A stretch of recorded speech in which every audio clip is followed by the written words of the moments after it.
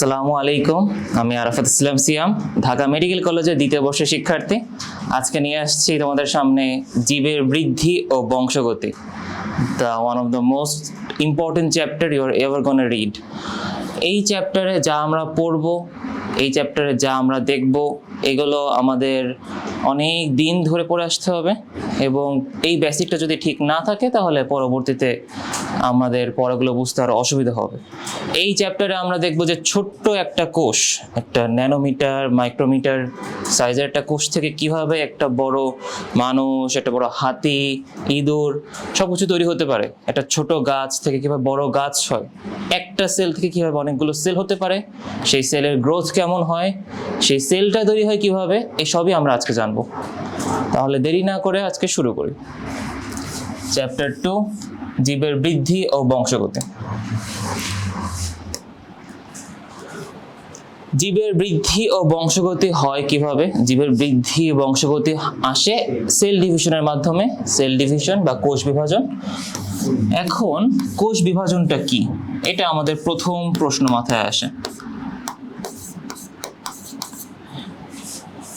কোষ বিভাজন কি? দেখো, জীবদেহে কোষ বিভাজন একটি মৌলিক ও অপরিহার্য প্রক্রিয়া, যার মাধ্যমে জীব দৈর্ঘ্য ও প্রস্থে বৃদ্ধি পায়।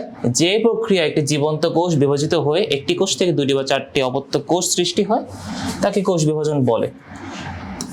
যদি আমি সহজ ভাষায় বলতে চাই, যে প্রক্রিয়ায় একটি কোষ থেকে অনেক জটিল প্রক্রিয়ার মাধ্যমে 2টি কোষ বা 4টি অপত্য কোষ সৃষ্টি হয়, সেই প্রক্রিয়াকে বলা হয় সেল ডিভিশন।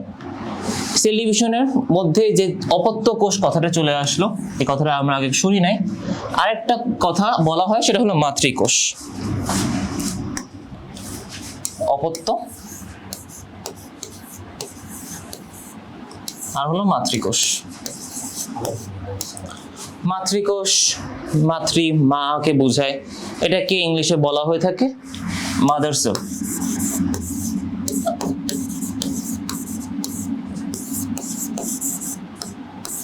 আর অপত্য কোষ, অপত্য এর বাংলা সুন্দর অর্থ হলো তোমার সন্তান, কিন্তু মেডিকেল সায়েন্সে ইংলিশে কথা বলতে গেলে আমরা মাদার থেকে ডটারকে বিবেচনা বেশি করি। অপত্য কোষকে তোমার বলা হয়ে থাকে ডটার সেল।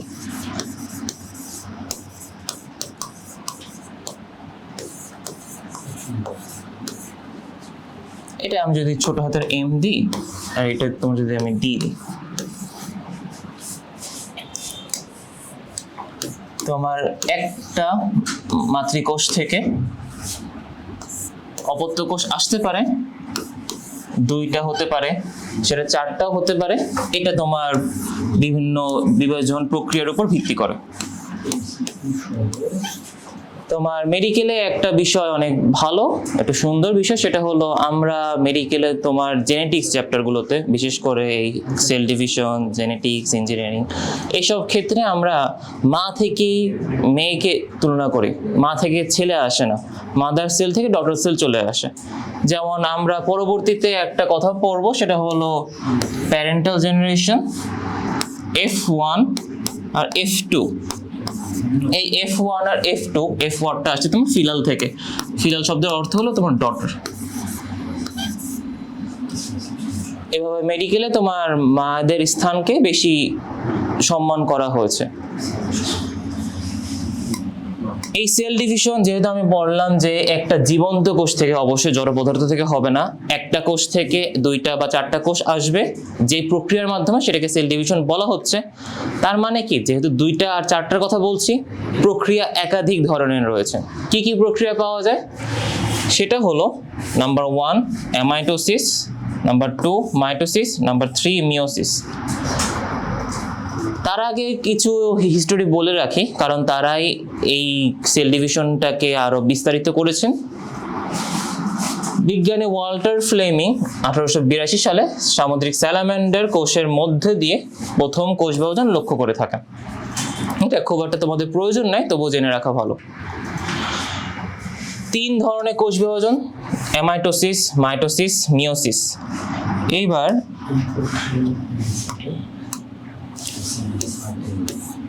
অ্যামাইটোসিস, মাইটোসিস আর মিওসিস, এই তিনটা নাম লিখি আগে।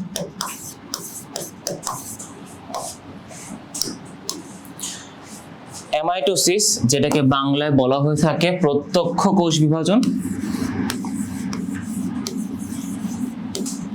মাইটোসিস, যেটার আরেকটা নাম হলো পরোক্ষ কোষ বিভাজন, বা আরেকটা নাম তোমার ইকুয়েশনাল বা সমীকরণী কোষ বিভাজন।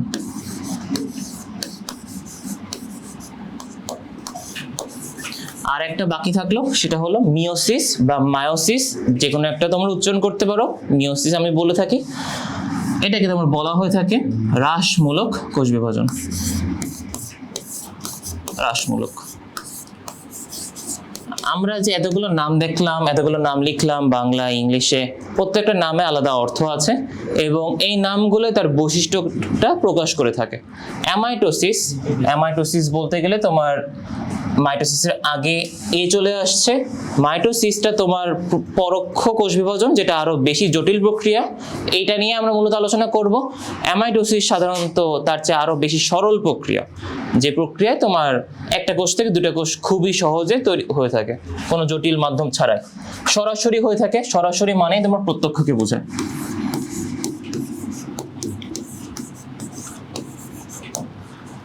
এরপর মাইটোসিস, মাইটোসিসকে তোমার পরোক্ষ বা সমীকরণী কোষ বিভাজন বলা হয়ে থাকে। পরোক্ষ কেন বলা হচ্ছে? প্রত্যক্ষ মানে কি সামনাসামনি সরাসরি হয়ে থাকে, পরোক্ষ মানে কি কিছু মাধ্যমের ভিত্তিতে কিছু পেঁচিয়ে, বলতে গেলে ধরো আমি ভাত মুখ দিয়ে এভাবে খাই না, এটা তোমার এইভাবে পেঁচিয়ে খাওয়া হচ্ছে। তার মানে কি তোমার মাইটোসিসটা হয়ে থাকে হলো জটিল প্রক্রিয়ায়। এই জটিল প্রক্রিয়াটার কিছুটা হলো আমরা আজকে জানবো। আর মিওসিস হ্রাসমূলক বিক্রিয়া। হ্রাসমূলক কেন বলা হচ্ছে? ক্রোমোজোমের সংখ্যা কমে যাচ্ছে, এটা আমরা ডিটেলসে সামনে দেখব। তাহলে আবার একটু দেখে আসি তিন প্রকার কি কি, আমার সাথে বলবা। Mitosis, amitosis, meiosis. Amitosis, mitosis আর মিওসিস। অ্যামাইটোসিস কাকে বলে? প্রত্যক্ষ কোষ বিভাজন। মাইটোসিস কাকে বলে? সমীকরণিক কোষ বিভাজন। মিওসিস কাকে বলে? হ্রাসমূলক কোষ বিভাজন। এবার এই তিন প্রকার সম্পর্কে আমরা জানলাম। এই তিন প্রকারের কোষ বিভাজনে কোনটা কাদের হয়ে থাকে সেটা আমরা আলোচনা করব। অ্যামাইটোসিস বা প্রত্যক্ষ কোষ বিভাজন।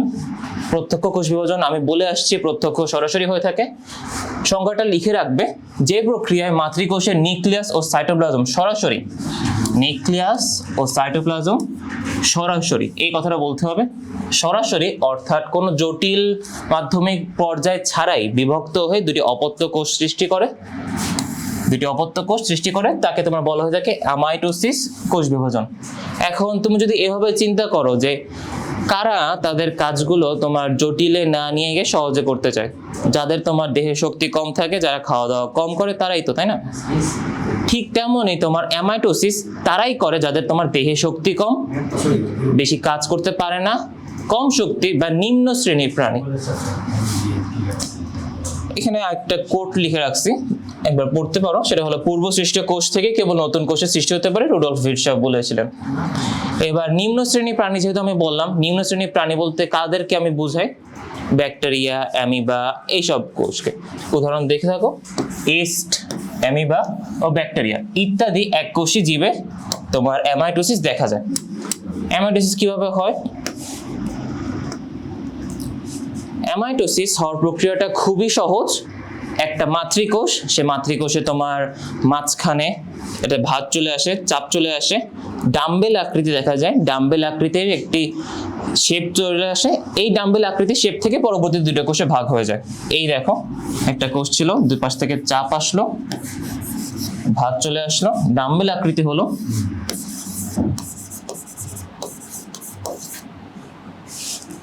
ডাম্বেল আকৃতি হলো, আর তোমার দুইটা কোষ তৈরি হয়ে গেল। খুবই সহজ, সরাসরি হয়ে থাকলো। এখানে আরেকটা কথা বলে রাখি, বিজ্ঞানী স্ট্রাসবার্গারের মতে অ্যামাইটোসিস কোষ বিভাজন থেকেই জটিল এবং উন্নত ধরনের কোষ বিভাজনের উৎপত্তি হয়েছে। এটা তোমার বিবর্তনীয় একটা মতবাদ। তোমার আগেকার সময়ের যে প্রাণীগুলো ছিল, যা সাধারণত ব্যাকটেরিয়া, অ্যামিবা, এগুলোকে তোমার আদি শ্রেণীর প্রাণী বলা হয়। এগুলো থেকে পরবর্তীতে আস্তে আস্তে উন্নত শ্রেণীর প্রাণী যখন আসা শুরু করছে, তার সাথে অ্যামাইটোসিস চলে আসছে। খুব একটা প্রয়োজন নাই, জাস্ট এই প্রসেসটা দেখে রাখো। মাতৃকোষ ভাঁজ হলো, 2 ভাগ হয়ে গেল, নতুন অপত্য কোষ তৈরি হলো, 1টা থেকে 2টা। এককোষী জীবের সংখ্যা বৃদ্ধির জন্য এই প্রক্রিয়াটি অত্যন্ত কার্যকর। কারণ মাইটোসিস বা মিওসিস এই প্রক্রিয়াগুলো ঘটার জন্য তোমার আরো কিছু অঙ্গ প্রত্যঙ্গ অঙ্গাণু প্রয়োজন হয়, যেটা তোমার এককোষী অ্যামিবা ব্যাকটেরিয়াতে থাকে না। এই জন্য তারা হলো খুবই সহজে অ্যামাইটোসিস প্রক্রিয়াটি করে থাকে। অ্যামাইটোসিস জাস্ট এইটুকুই, একটা কোষ ভাগ হলো, 2টা কোষ তৈরি হলো। এবার আমরা আমাদের মূল পড়া যেটা মাইটোসিসে চলে আসবো। মাইটোসিস কাকে বলে সংজ্ঞাটা লিখে রাখো, খুবই ইম্পর্টেন্ট। কারণ এই একই পড়া তোমার পরীক্ষায় সবসময় আসে, কমন প্রশ্ন আসে তোমার মাইটোসিস থেকে। বিশেষ করে মাইটোসিসে আমরা যে পর্যায়গুলো পড়বো, ক্যারিওকাইনেসিস, সাইটোকাইনেসিসের মধ্যে ক্যারিওকাইনেসিসের তোমার 3টা ধাপ আছে, খুবই বেশি ইম্পর্টেন্ট। সেগুলো তোমার আসবেই, আসবে না এরকম না, আসবেই এরকম অবস্থা। যে ধরনের কোষ বিভাজনে দেহকোষের নিউক্লিয়াস বিভাজিত হয়ে সম আকৃতির এবং সমগুণ সম্পন্ন 2টি অপত্য কোষ নিউক্লিয়াস সৃষ্টির মাধ্যমে 2টি অপত্য কোষে পরিণত হয়, 2টি নিউক্লিয়াস সৃষ্টির মাধ্যমে অপত্য কোষে পরিণত হয়, তাকে তোমার মাইটোসিস কোষ বিভাজন বলা হয়ে থাকে। তাহলে কিওয়ার্ডগুলো আমার সাথে একবার একটু বলো। নিউক্লিয়াস বিভাজিত হবে, 2টি অপত্য কোষ তৈরি হবে জটিল প্রক্রিয়ার মাধ্যমে। কি কি? নিউক্লিয়াস বিভাজিত হবে, সম আকৃতি কোষ তৈরি হবে জটিল প্রক্রিয়ার মাধ্যমে, অপত্য কোষ তৈরি হবে। এই কিওয়ার্ডগুলো আমাদের খেয়াল রাখতে হবে।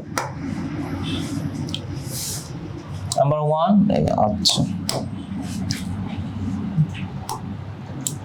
এই যে নিউক্লিয়াসের কথা বলতে হবে, সম আকৃতির কথা বলতে হবে, সমগুণ সম্পন্ন বলতে হবে, আর এই যে 2টি অপত্য কোষ সৃষ্টি হয় সেটা বলতে হবে। এটা কোন কোষের মধ্যে হয়ে থাকে? দেহকোষের মধ্যে। দেহকোষ বলতে কি বোঝায়? সাধারণত আমরা বেশিরভাগ যে কোষগুলোই দেখে থাকি সেই সবই হলো দেহকোষ। দেহ গঠন হয় সেই যে কোষগুলো দিয়ে, সেগুলোই দেহকোষ। আমাদের দেহের বহু স্থানে বেশিরভাগ জায়গায় তোমার এই মাইটোসিস হয়ে থাকে। এই মাইটোসিস কোষ বিভাজনকে কেন আমি জটিল বলেছিলাম? জটিল বলার কারণটা হলো এই মাইটোসিস কোষ বিভাজন কয়েকটি ধাপে বিভক্ত। ইন্টারফেস দশা, ক্যারিওকাইনেসিস, সাইটোকাইনেসিস, এভাবে কয়েকটি ধাপে বিভক্ত। আর এইটাকে কেন ইকুয়েশনাল বা সমীকরণিক কোষ বিভাজন বলা হয়? সমীকরণিক কথাটা কেন আসলো?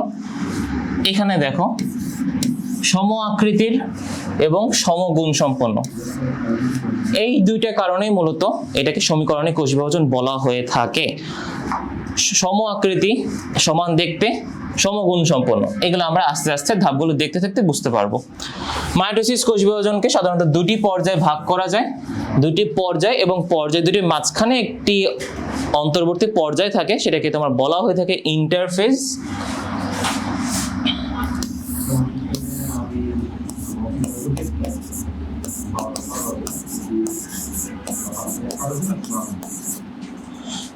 আর হয়ে থাকে ক্যারিওকাইনেসিস আর সাইটোকাইনেসিস। এই নামগুলো সম্পর্কে আমরা একটু দেখে আসি।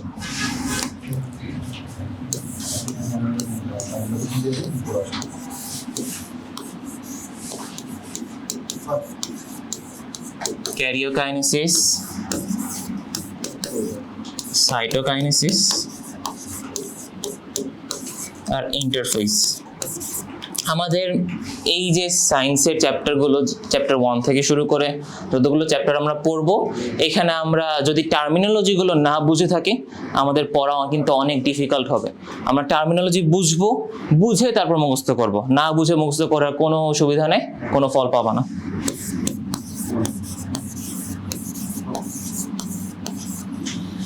এবার দেখো,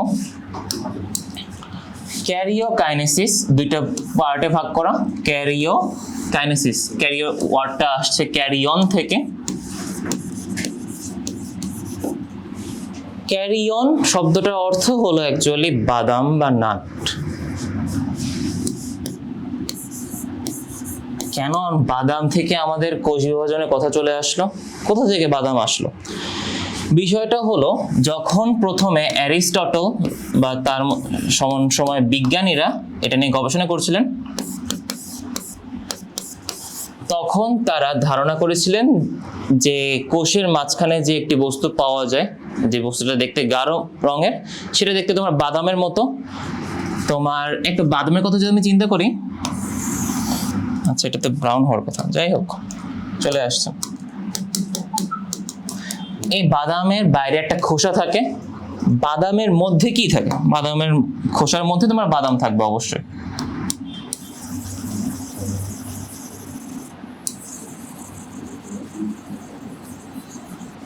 ধরো এটা বাদাম আঁকলাম, বাদামের খোসা বাদাম আঁকলাম, তা বিজ্ঞানীরা এটাকে তুলনা করেছিলেন বাদামের সাথে। এটা আশ্চর্যের বিষয় যে কেন তারা বাদামের সাথে তুলনা করলেন, দেখতে একই রকম বলে বাদামের সাথে তুলনা করলেন, কিন্তু আমরা পরবর্তীতে আরো যখন গবেষণা করে দেখে আসছি আমাদের বিজ্ঞানীরা, তখন তারা দেখলেন যে নিউক্লিয়াস একটা সেন্ট্রালি থাকে অথবা পেরিফেরালি থাকে। এইটা কোষ চ্যাপ্টার নিয়ে আমাদের এখানে আলোচনা করা হয়েছে, আজকে আর না। এবার ক্যারিয়ন নাট অ্যারিস্টটল এর কাছ থেকে এটা আসছে। ক্যারিয়ন দিয়ে তোমার কি বোঝায় সেটা আমার জানা লাগবে। ক্যারিয়ন দিয়ে আমাকে বোঝানো হচ্ছে নিউক্লিয়াস।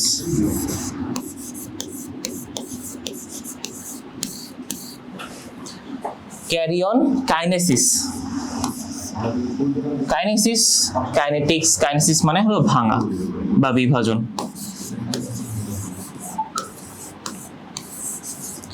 তার মানে কি, ক্যারিওকাইনেসিস হলো কোষের নিউক্লিয়াসের বিভাজন। অন্যদিকে সাইটোকাইনেসিস, সাইটো শব্দের অর্থ যদি আমার হয়ে থাকে কোষ, তাহলে এটার নাম কি হবে? এটা অর্থ কি হবে? কোষের বিভাজন, কিন্তু মূলত সাইটোকাইনেসিস দিয়ে সাইটোপ্লাজমের বিভাজনটাকে বোঝানো হয়। সাইটোপ্লাজম এর বিভাজন।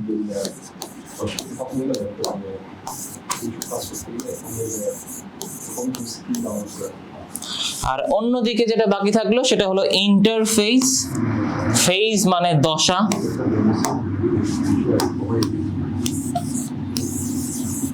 ইন্টার মানে মধ্যবর্তী।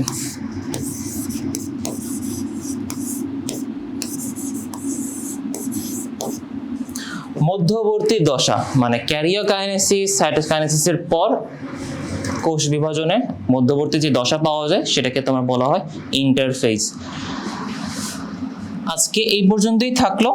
আমরা নেক্সট ক্লাসে তোমার এই ক্যারিওকাইনেসিস, সাইটোকাইনেসিস কিভাবে হয়ে থাকে, ইন্টারফেজ কাকে বোঝায় সেটা দেখে আসবো। আসসালামু আলাইকুম।